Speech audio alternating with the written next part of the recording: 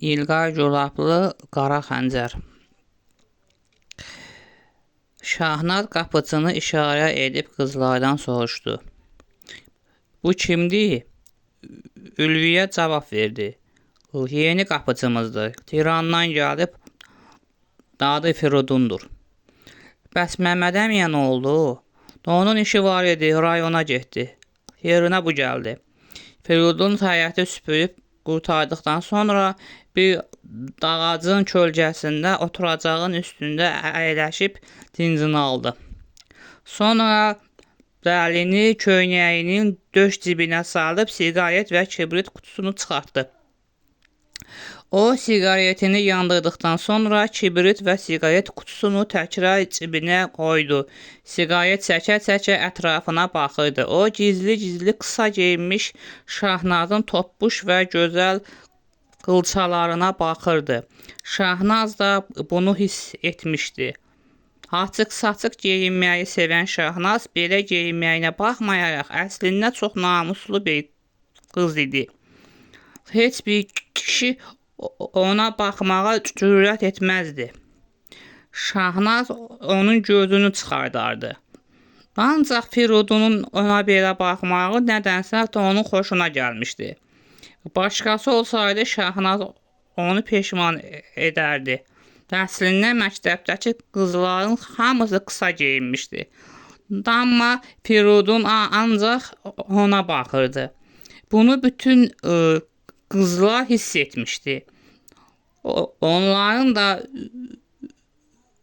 qəlbindən keçirdi ki, kaş Firidun bizim də qılçalarımıza baxaydı. Hamısının Firidundan xoşları gəlirdi. Dərsdən sonra Şahnaz həyətdəki ağacların və gülləri sulayan Firidunun yanına gəlib dedi. Bayaq sizin xətrinizə dəydiyim üçün üzr istəyirəm. Çox qorxduğum üçün özümdən asılı olmadı. Ağzımdan çıxdı.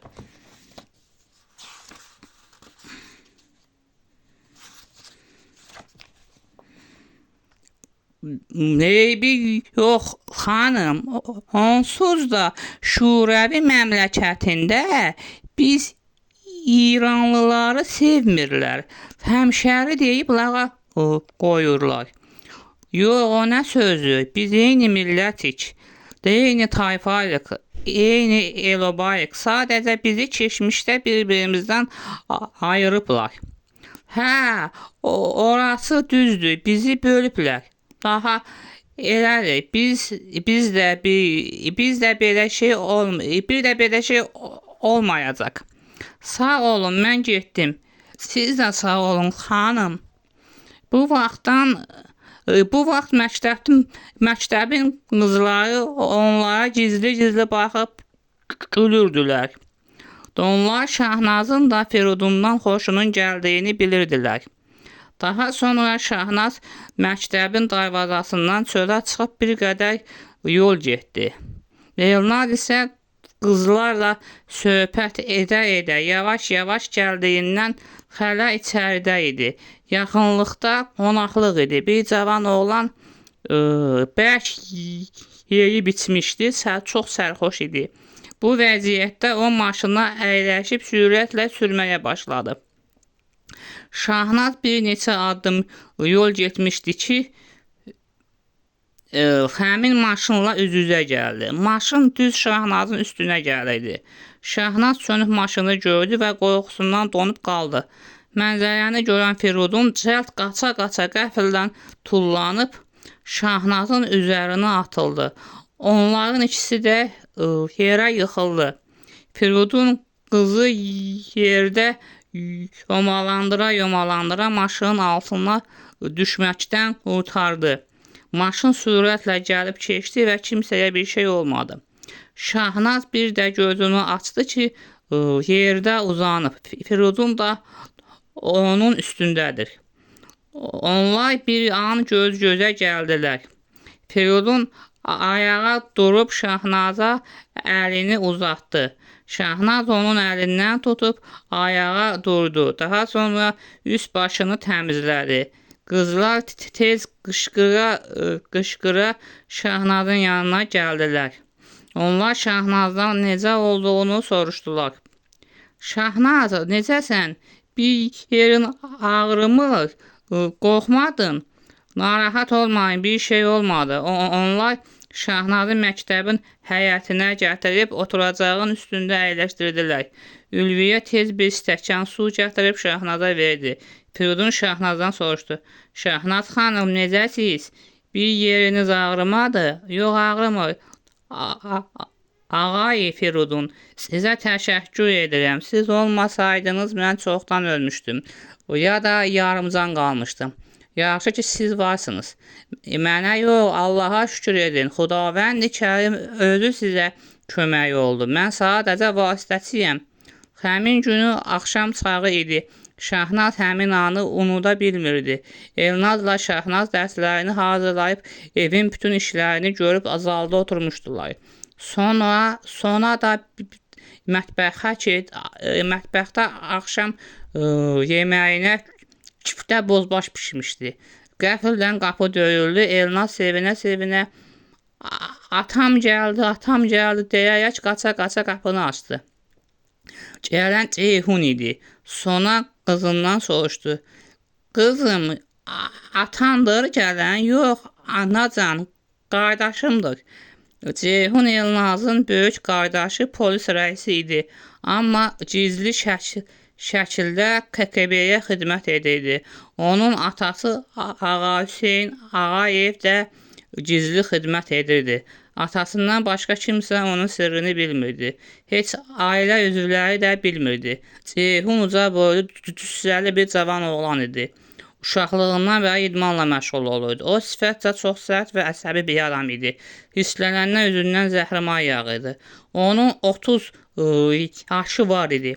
Şahnazdan və Elnazdan 5 yaş böyük idi. 30 yaşı olmasına baxmayaraq hələ də evlənməmişdi. Çünki uşaqlığından bəri Şahnazı sevirdi. O da Şahnaz kimi Şuşa şəhərində doğulmuşdu. Amma onun atası KGB-də işlədiyi üçün 15 yaşından Bakıya köçmüşdü. Şahnazın isə atası Ağa Həsən Ağayev uzun illər Rusiyada KGB-yə xidmət edirdi. Anası Solmaz isə Şahnazı dünyaya gətirən zaman həyatını itirmişdi. Yazıq Şahnaz uşaq ikən yetim qalmışdı. Atası Rusiyada xidmətdə, anası isə ölmüşdü. Onu nənəsi Bəyim böyütmüşdü. Ağa Həsən Rusiyada Anna adlı bir Rus qadınla evlənmişdi. Amma ondan övladı yox idi. Şahnaz orta məktəbi doğulduğu Şuşa şəhərində bitirdikdən sonra 4 il atası ilə birlikdə Rusiyada yaşamışdı.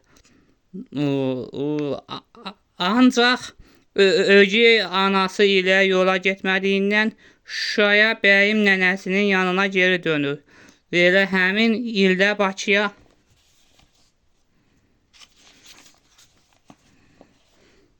gələrək konservatoriyaya daxil olur. İndi isə 5 il idi ki, burada oxuyurdu. O yay tətilində Bəyim nənəsinin yanına gedir, məktəb açılana qədər orada qalırdı. Dərslər başlayanda isə Bakıya əmisi gilə gəlir, 9 ay burada qalırdı. Ağayevlər ailəsi Qarabağın məşhur seyidlərindən idilər. Onların ata-babaları çox dindar Bəyxan təbəqəsindən olsalar da, Sovet hökuməti qurulduqdan sonra KGB-yə xidmət etmişdilər. Ceyhun anasının səsini eşidən kimi dilləndi. Ay ana, mən əmi, atam hələ birazdan gələcək. Sonra o salona girib Şahnazı görüb dedi. Axşamın xeyir, əmi qızı.